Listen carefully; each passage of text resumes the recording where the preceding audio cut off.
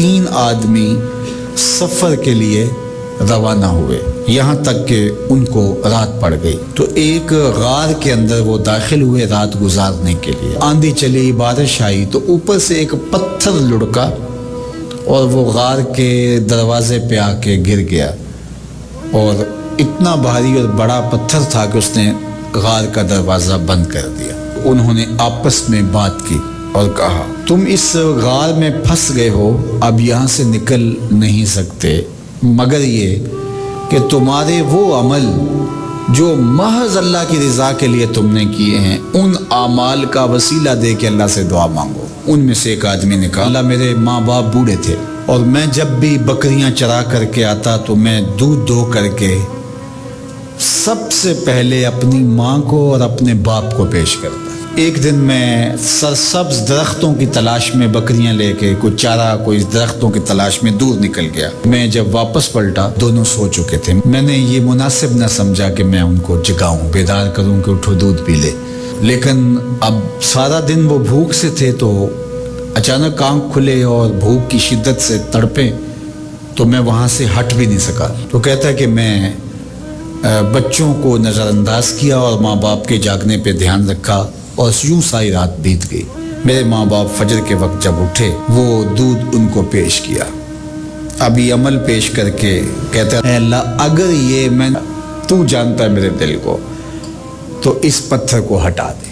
تو پتھر تھوڑا سا سرک گیا لیکن اتنا نہیں تھا کہ وہاں سے یہ باہر نکل سکے۔ اب دوسرے کی باری آئی، اس نے کہا، اے اللہ میرے چچا کی ایک بیٹی تھی جو مجھے بہت زیادہ محبوب تھی، مرد عورت کے ساتھ جتنی محبت کرتا ہے اس طرح میرا اس کی طرف رجحان قلب تھا۔ تو میں نے اس کو اپنی خواہش کی تکمیل کے لیے کئی بار کہا لیکن اس نے کہا کہ یہ نہیں ہو سکتا۔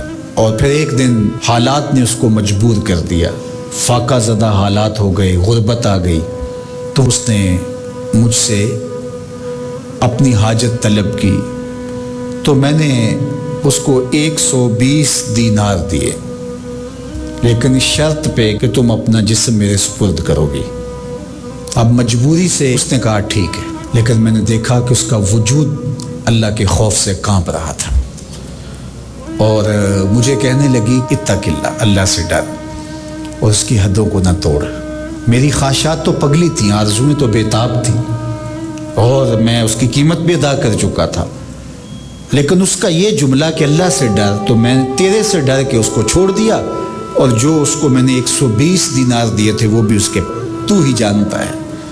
تو اگر میں نے تیری رضا کے لیے ایسا کیا تو اس پتھر کو ہٹا دے۔ تو پتھر تھوڑا سا ہٹ گیا، سوراخ تو زیادہ ہو گیا لیکن ابھی بھی وہاں سے گزرنا ممکن نہیں تھا۔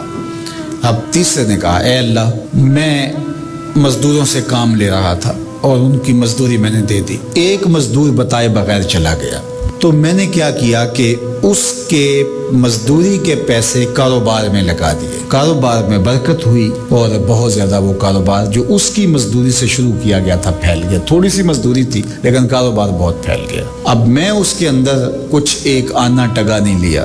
ایک عرصے کے بعد وہ شخص آیا، اس نے کہا مجھے میری مزدوری دے۔ تو میں نے کہا یہ بکریاں، یہ بھیڑیں، یہ اونٹ، یہ غلام، یہ نوکر چاکر، یہ سب کچھ ہے، یہ تیری مزدوری ہے۔ تو اس نے کہا میرے ساتھ مذاق نہ کر، وہ میں تو مزدوری کے وہ چند جو لینے آیا ہوں اور آپ کہتے ہیں یہ سب کچھ تیرا ہے۔ تو اس نے ساری صورتحال بتائی۔ تو اس نے وہ ساری بکریاں، وہ سارے اونٹ، ساری گائے اور سارے غلام ہانکے اور چل دیا۔ کہا اے اللہ اگر یہ عمل میں نے تجھے راضی کرنے کے لیے کیا تھا تو پتھر کو ہٹا دے۔ تو حضور نے فرمایا وہ پتھر ہٹ گیا اور یہ چلتے ہوئے باہر آ گئے۔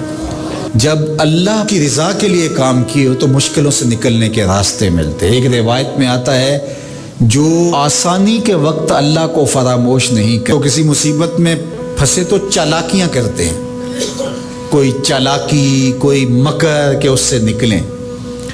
تو مصیبت میں پھنسیں تو دعا کے لیے ہاتھ پھیلا لیں اور اچھے اعمال کا اللہ کی بارگاہ میں وسیلہ پیش کریں۔ تو زندگی میں ایسا ذخیرہ اعمال کا جمع کرو کہ جب مشکل بنے تو ان اعمال کا وسیلہ پیش کر کے مشکلات سے نکلنے کا راستہ ملے۔